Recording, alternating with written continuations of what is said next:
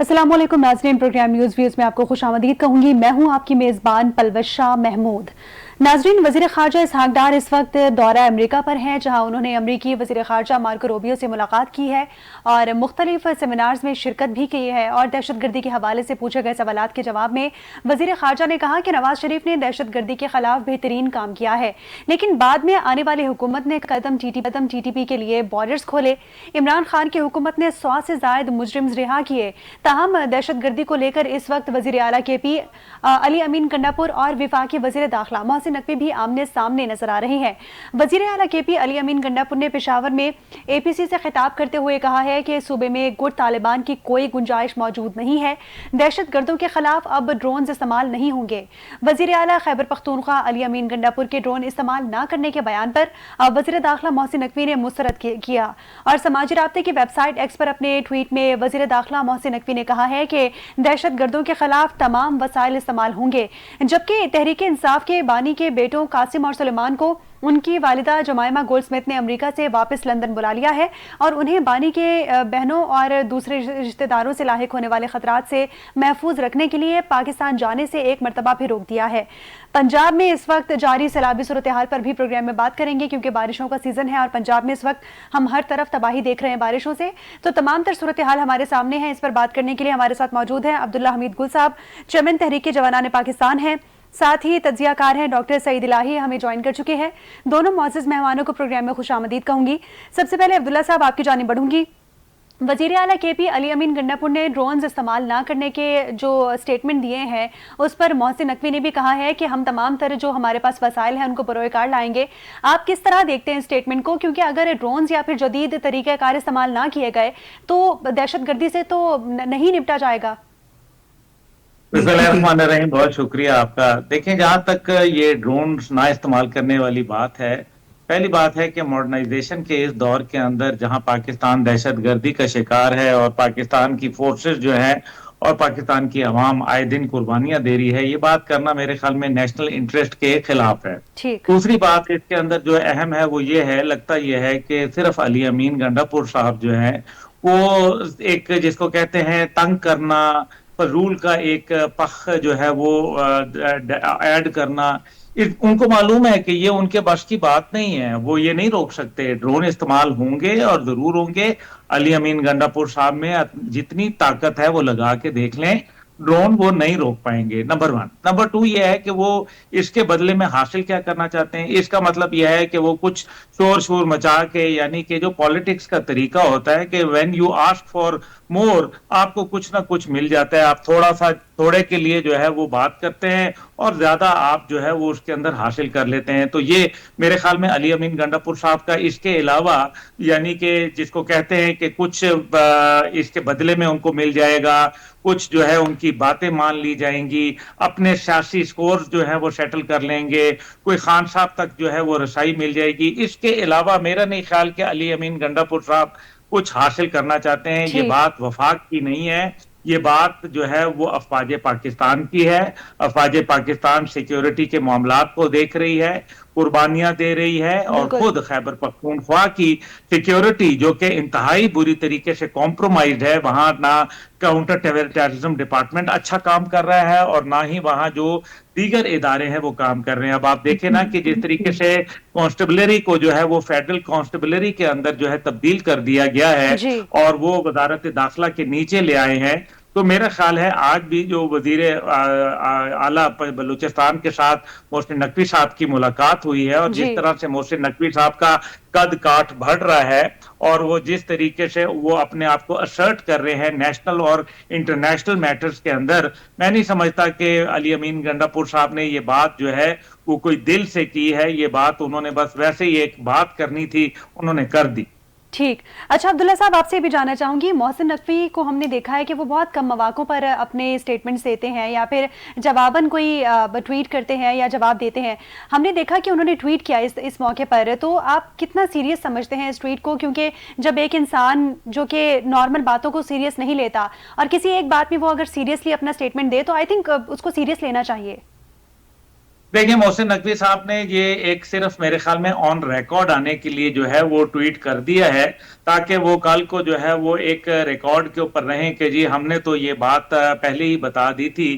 کیونکہ اگر ڈرون رکتے ہیں، لیٹ سے ایزیوم کر لیتے ہیں کہ جی ڈرون نہیں ہوتے اور اس کے نتیجے میں کہیں خدا نہ خواستہ ہلاکتیں ہو جاتی ہیں، شہادتیں ہو جاتی ہیں، تو کیا علی امین گنڈاپور صاحب اس کی ذمہ داری لے سکتے ہیں؟ کیا جی ان کے کندھوں میں اتنی جو ہے وہ شکت موجود ہے؟ کیا خیبر پختونخوا کے عوام جن کی سیفٹی اینڈ سیکیورٹی کے لیے یہ ڈرونز اڑا کے ان کے معاملات کو، ان کی سیکیورٹی کو انشور کرنے کے لیے یہ کام کیا جا رہا ہے، تو کیا علی امین گنڈاپور صاحب اس بات کی ذمہ داری لیں گے؟ اس لیے میرا نہیں خیال کہ اس کا کوئی اور دوسرا مقصد ہے. ٹھیک. ڈاکٹر سعید صاحب آپ کی جانب آنا چاہوں گی، آپ سے یہ جاننا چاہوں گی کہ وزیر خارجہ اسحاق ڈار نے دہشت گردی کی جو وجہ ہے وہ عمران خان کو قرار دیا ہے. حالیہ دہشت گردی کی جو ہم نے لہر دیکھی، اس کی وجوہات کے پیچھے آپ کیا سمجھتے ہیں کون ہے؟ کیا ہماری پالیسیز تھوڑی سی لیک کر رہی ہیں یا واقعی عمران خان کو آپ وجہ سمجھتے ہیں؟ دیکھیں، عمران خان صاحب جیسے ابھی بتایا گیا کہ ایک مین وجہ رہے ہیں. انہوں نے ایک سازش کے تحت بہت سے طالبان کو افغانستان سے پاکستان لا کر آباد کیا، ان کی واپسی کا راستہ ہموار کیا، اور اس میں آپ جانتی ہیں کہ جو گزشتہ ایک جنرل صاحب تھے ان کا بھی نام آیا، اور وہ جو مذموم مقاصد تھے ان کے لیے ان کو لایا گیا، جس کو بالآخر ہم بھگت رہے ہیں. جی. اور اس کے علاوہ افغانستان میں موجود جو مختلف گروپ ہیں جنہیں بھارت کی اور پاکستان دشمن ممالک کی فنڈنگ حاصل ہے، وہ بھی وہاں سے آپریٹ کر رہے ہیں، جو خیال ہے کہ اس پہ شاید کنٹرول کر لیا جائے گا، کیونکہ افغانستان کی گورنمنٹ سے پاکستانی حکومت نے جو مذاکرات کیے ہیں جی. اور چائنیز نے جو میڈیٹ کیا ہے، اس کے نتیجے میں انہوں نے یہ جو سلسلہ تھا اسے ختم کرنے کی پوری کوشش بھی کی ہے، احکامات بھی جاری کیے ہیں. اور جہاں پہ دہشت گردی، جیسے آپ نے پہلے کہا کہ دہشت گردی صرف ایک وجہ سے نہیں ہو رہی، اس کی متعدد وجوہات ہیں. اس میں وہ لوگ بھی ہیں جو واپس آئے ہیں، وہ لوگ ہیں جو افغانستان میں مقیم ہیں، وہ لوگ ہیں جنہیں بھارت سپورٹ کر رہا ہے، وہ لوگ ہیں جسے اور ملک بھی سپورٹ کر رہے ہیں جو پاکستان کے مخالف ہیں. تو اس میں جو آپ نے بات ابھی کی تھی کہ ڈرونز استعمال کرنا یا جہاز استعمال کرنا یا جدید ٹیکنالوجی استعمال کرنا یا اور کوئی بھی انفرا ریڈ ریز کرنا، جس کے ذریعے آپ مختلف دشوار گزار علاقوں میں، پہاڑوں میں انسانی موجودگی کا پتہ لگاتے ہیں اور اس کو پھر ہٹ کرتے ہیں. اس میں تھرمل ٹیکنالوجی ہے، اس میں انفرا ریڈ ہے، اس کے بعد اس کو ہٹ کرنے کے لیے میزائلز ہیں. تو جیسے بھی میرے بھائی عبداللہ صاحب نے کہا جی. کہ جانوں کا نذرانہ پیش کرنے کے بجائے ایک ایک سپاہی، ایک ایک افسر کی جان قیمتی ہے، تو اس کو بچانے کے لیے تمام تر ٹیکنالوجی کا استعمال کرنا چاہیے، تاکہ اس فتنۃ الہند، فتنۃ الخوارج جتنے بھی ہیں، ان سب کو، دہشت گردی کو جڑ سے ختم کیا جا سکے. ٹھیک. اچھا ڈاکٹر سعید صاحب آپ سے بھی جاننا چاہوں گی، آپ کیا سمجھتے ہیں اس تمام تر جو معاملہ ہے دہشت گردی کے حوالے سے، اس کو کس طرح روکا جا سکتا ہے؟ اس کا حل کیا ہے؟ کیونکہ افغان طالبان سے رابطے بھی ہو رہے ہیں، محسن نقوی بھی گئے، اس کے بعد اسحاق ڈار نے بھی ملاقات کی، بات چیت چل رہی ہے، لیکن ہم نے ابھی تک کوئی نتیجہ نہیں دیکھا اس پر. آپ سمجھتے ہیں کہ بات چیت کے ذریعے تمام تر معاملات کو حل کیا جا سکتا ہے؟ معاملات تو بات چیت سے حل ہوتے ہیں، لڑائی سے حل نہیں ہوتے. ٹھیک. میرا خیال ہے سب سے پہلی بات تو یہ ہے کہ افغانستان کی حکومت جو کچھ عرصے سے ہوسٹائل تھی، اس کی رویے میں بہتری آئی ہے، اور ان کی لیڈرشپ نے بڑی سمجھ بوجھ کا مظاہرہ کیا ہے، اور ان کے امیر المومنین نے بھی احکامات جاری کیے ہیں کہ ہمسایہ ملک پاکستان میں کوئی شخص جہاد کے لیے نہیں جا سکتا جب تک افغانستان کی امارت یعنی حکومت ان کو اجازت نہ دے. پہلی بات. دوسری یہ ہے کہ وہاں پہ جو مختلف گروپ مقیم ہیں ان کے خلاف کارروائی کا بھی عندیہ دیا گیا ہے. اور تیسرا یہ ہے کہ جو ایسے گروپس ہیں جو وہاں کی حکومت کے کنٹرول میں بھی نہیں ہے، جس کو ختم کرنے کے لیے افغان حکومت کو پاکستان اور چین کی ٹیکنالوجی، مدد اور مختلف چیزوں کی ضرورت ہوگی، جس میں ڈرون ہے، اس میں ایئر فورس ہے، میزائلز ہیں، ان کا استعمال کیا جانا چاہیے اور کیا جائے گا. میرا یہ خیال ہے کہ پہلی بات تو یہ ہے کہ جہاں سے یہ آپریٹ ہو رہے ہیں وہاں پہ حکومت، وہاں کے لیڈرز اس بات پر آمادہ ہو گئے ہیں کہ وہ دہشت گردی کو سپورٹ نہیں کریں گے. اور دوسرا یہ ہے کہ ہمارے ملک میں جو لوگ یہ کر رہے ہیں ان کے جو مختلف وجوہات ہیں ان پہ بھی غور کرنا ہوگا، جس میں بے روزگاری ہے، فاقہ مستی ہے، تعلیم نہیں ہے، تعلیم کی شرح کم ہے، اس کے علاوہ لوگوں کی انگیجمنٹ نہیں ہے، لوگوں کے حقوق وہاں ان کو نہیں ملتے. اور اس کے علاوہ میں سمجھتا ہوں کہ جو وہاں پہ نوجوانوں کی بہت بڑی تعداد ہے، ان کو انگیج کر کے پاکستان کی حکومت کے ساتھ، فوج کے ساتھ، اور اس کے علاوہ بہت سے اداروں میں ان کو انگیج کرنا چاہیے، ان سے رابطے، روابط اور بڑھانے چاہیے، تاکہ وہاں پہ جو لوگ ہیں وہ خود کو اکیلا محسوس نہ کریں، आइसोलेटेड महसूस ना करें, बल्कि कौमी धारे में शरीक रहें। जी, ठीक। अच्छा अब्दुल्ला साहब, आपकी जानिब आना चाहूंगी। जिस तरह आपने बात सुनी डॉक्टर सईद की, उन्होंने कहा कि तमाम तर मामलात बातचीत से ही हल हो सकते हैं। बिल्कुल ठीक कहा उन्होंने। आप क्या समझते हैं, ये जो मुलाकातें हुई रिसेंटली, मोहसिन नकवी का हमने जिक्र किया, इसहाक डार साहब का जिक्र किया, इन्होंने मुलाकातें की दहशतगर्दी के हल के लिए, इन्होंने कोशिश की कि तमाम तर मामलात को बातचीत के जरिए सुलझाया जा सके।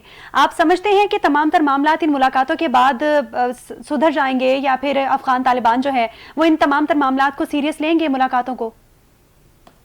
नहीं, मेरे ख्याल में उनको सीरियस लेना पड़ेगा। उसकी वजह यह है कि देखें, अफगानिस्तान के अंदर अभी एक आपको याद होगा कि जनरल मुबीन जो थे वो बहुत ही पाकिस्तान के खिलाफ हर्जा सराई करते थे। उनको आज उठा के उन्होंने कैद में डाल दिया हुआ है कुछ अरसे से। जी। और इसी तरीके से आप देख लीजिए कि पाक भारत जंग के बाद अफगानिस्तान में भी आवाजें उठना शुरू हो गई कि जी अफगानिस्तान पर जब एक मुसलमान मुल्क के ऊपर हमला हुआ है काफरों की जानिब से, तो आप तो फार के साथ खड़े हो गए हैं, ये कौन सा तरीका है? तो जाहिर है एक उनके ऊपर अवामी दबाव मौजूद है। दूसरी जानिब जो है वो चीन का दबाव मौजूद है। उनके आपको याद होगा कि अभी शाह मुल्की जो वज़राए खारजा की मुलाकात हुई थी, इसहाक डार थे हमारे पाकिस्तान की जानिब से, ईरान की जानिब से जो है जो अफगानिस्तान की जानिब से अमीर मुत्तकी थे, और इसी तरीके से चाइनीज वजीर खारजा मौजूद थे। और उसमें चाइना ने बताया कि जी $22 बिलियन की हमने इन्वेस्टमेंट की हुई है अफगानिस्तान में, और अगर तुम पाकिस्तान के साथ जो है इस किस्म की कोई हरकत करोगे, छेड़खानी करोगे, जो कि दोहा मुज़ाकरात की जो है बराह रास्त खिलाफ वर्जी भी है, और दहशतगर्दों की अमाजगाह बनने के लिए अपने मुल्क को छोड़ दोगे, तो फिर चाइना जो है वो आपके साथ अपनी राहें जुदा कर लेगा। और उसके बाद से मेरे ख्याल में काफी हालात बेहतर हुए, और फिर आपको याद है कि वजीर आज़म बाकायदा पाकिस्तान ने ये फैसला किया कि हम अपना जो नाजिम उल अमूर से जो है चार्ज दी अफेयर से अब हम जो है बाकायदा सफीर जो है वो तयन करेंगे अफगानिस्तान में, और इसी तरीके से अफगानिस्तान जो है वो भी जो है वो अपना सफीर तयन कर देगा पाकिस्तान के अंदर। तो मेरे ख्याल में कुछ अच्छी बातें भी हैं। और मोहसिन नकवी साहब की अभी मुलाकात हुई, अफगानिस्तान भी वो गए, और उसके बाद जो है वो आपने देखा कि उन्होंने एक सीरीज ऑफ दौरे किए हैं, और मेरे ख्याल है कि पाकिस्तान का जो कद काठ है वो बढ़ रहा है। और खास तौर पे अमेरिका के सेंट्रल कमांड के जनरल कोयरेला भी पाकिस्तान मौजूद हैं। मेरा ख्याल है कि अमेरिका को भी ये पाकिस्तान कह रहा है कि जी दोहा मुज़ाकरात के अंदर आप भी तो गारंटर थे, तो आप भी पाकिस्तान में ये जो उभरती हुई दहशतगर्दी है इसको कंट्रोल करें। और सबसे बढ़कर यह है कि आपने जो $10 बिलियन का असला अफगानिस्तान में दानिस्ता तौर पर छोड़ के गए हैं, अब आप उनको वापस लें, जो कि पाकिस्तान के खिलाफ इस्तेमाल हो रहा है। सही सही।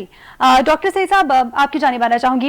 ये भी खबर अभी रिसेंटली सामने आई है, रिपोर्ट सामने आई है, जिसमें बताया गया है कि बलूचिस्तान में जो शहरियों को टारगेट करने के लिए असलहा इस्तेमाल हो रहा है वो इजरायली साख्ता है। आपसे जानना चाहूंगी कि आप समझते हैं कि इजराइल और भारत इस वक्त एक पेज पर हैं पाकिस्तान की साख को मुतासर करने के लिए और पाकिस्तान में असलहा प्रोवाइड करने के लिए? देखिए, ये तो कोई खबर नहीं है। 1983 से भारत और इसराइल मिलकर पाकिस्तान के खिलाफ साजिशें कर रहे हैं। कभी पाकिस्तान की एटमी तंसीबात पर हमले का प्रोग्राम बनता है, कभी पाकिस्तान में दहशतगर्दी के लिए कश्मीर से ट्रेनिंग कैंप्स बनाए जाते हैं, कभी हमारे BLA और कभी TTP और इस तरह के लोगों को तरबियत, वसाइल और असला दिया जाता है। और इनके तमाम लीडर्स जो हैं वो यूरोप के बेहतरीन मुल्कों में बड़ी अयाशी की जिंदगी गुजार रहे हैं, बड़े बड़े होटलों में बड़ी बड़ी गाड़ियां, और फंडिंग सारी इसराइल और इंडिया कर रहा है।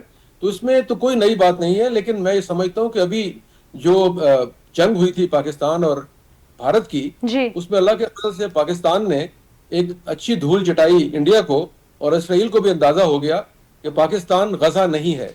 और जैसे हमने पहले सुना, और हमारे कई साबका जो जनरल्स थे और आर्मी के सरबराहान थे और chairman joint chief of staff थे, उन्होंने बारहा कहा कि इसराइल जो है उसकी औकात तो यह है कि अगर पाकिस्तान चाहे तो अल्लाह के फजल से 15 से 20 मिनट में इसराइल को दुनिया के नक्शे से मिटाया जा सकता है। अल्लाह के फजल से ये ताकत और कुव्वत पाकिस्तान के पास मौजूद है। और अब उन्हें इसका अंदाजा भी हो गया है कि जिस तरह भारत से सलूक किया गया है वही सलूक इसराइल से भी हो सकता है। लेकिन फिर भी क्योंकि ये दुश्मन है, हमारे खिलाफ फंडिंग भी कर रहे हैं, तरबियत भी फराहम कर रहे हैं, हमें भी अपनी तैयारी करके रहना चाहिए और इन मुल्कों के खिलाफ भी कार्रवाई करते रहना चाहिए। मैं एक और बात कहना चाहूंगा कि देखिए, हमारे मुल्क में हर 10 साल के बाद जब हुकूमत बदलती है तो अस्करी क़यादत और इंटेलिजेंस एजेंसियों के सरबराहान भी बदल जाते हैं ठीक। और स्ट्रेटजीज हो जाती हैं, जिससे हमारी जो स्ट्रेटजीज चेंज होती हैं तो जो हमारे एसेट होते हैं वो दुश्मन हो जाते हैं। तो मेरा ये ख्याल है कि हमें बतौर एक पाकिस्तान के मुसलमान मुल्क के जो अपनी पॉलिसीज हैं वो तसलसल से कायम करना चाहिए जब तक हमारे दुश्मन भारत और इसराइल अपनी साजिशों से बाज ना आए। हमें भी जवाबी कार्रवाई करते रहना चाहिए। यकीनन हमें भी पाकिस्तान की साख मुतासिर ना हो, इसलिए जवाबी कार्रवाई करते रहना चाहिए। अब्दुल्ला हमीद गुल साहब और डॉक्टर सईद इलाही साहब दोनों मौजूद मेहमानों से रिक्वेस्ट करूंगी कि हमारे साथ रहिए। नाज़रीन हाजिर होंगे एक शॉर्ट ब्रेक के बाद, और ब्रेक के बाद अपने दूसरे टॉपिक के हवाले से भी प्रोग्राम में डिस्कशन शामिल करेंगे, तो हमारे साथ रहिए।